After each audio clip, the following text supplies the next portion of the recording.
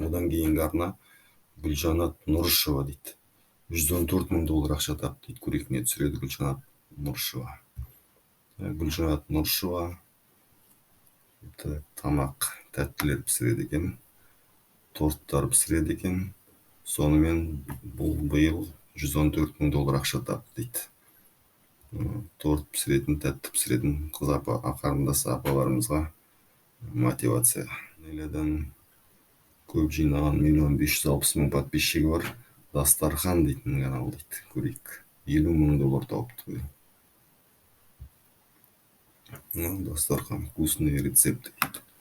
Тамақ саласында күнде тамақ пісіріп жүрген адамдарға, видео түсіретін адамдарға бұл да мотивация болсын. $50,000 акча тауыпты быйыл.